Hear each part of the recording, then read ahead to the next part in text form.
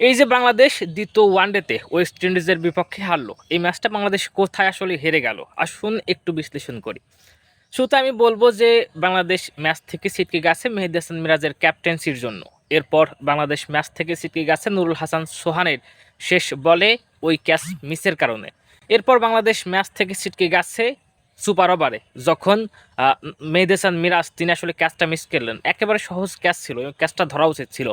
এরপর বাংলাদেশ ম্যাচ থেকে ছিটকে গেছে টিম ম্যানেজমেন্টের ভুলের কারণে। আপনি সুপার ওভারে কাকে নামালেন সৌম্য সরকার এবং সাইফ হাসানকে। আপনি রিশাদ হোসেনকে নামাতে পারতেন, সে ভালো টাচে ছিল, ভালো ফর্মে ছিল, ব্যাক টু ব্যাক দুটো ম্যাচেই সে ব্যাটাতে দারুণ করেছে। আপনি তাকে নামালেনই না। এরপর প্রথমবার যখন নামালেন না, তখন এক উইকেট পড়ার পর অন্তত পক্ষে আপনার তাকে নামানো উচিত ছিল। আপনি নামালেন কাকে? নাজমুল হোসেন শান্তকে। নাজমুল হোসেন শান্তর বাপের ক্ষমতা আছে একটা ছয় মারা? ক্ষমতা নেই। একটা বল এসে ডিফেন্স করলো, গায়ে মায়ে লাগলো, ও কিভাবে খেলবে ভাই? মূলত বাংলাদেশ এই চার জায়গায় ম্যাচ থেকে ছিটকে গেছে এবং ওয়েস্ট ইন্ডিজ ম্যাচটা নিজেদের করে নিতে পেরেছে।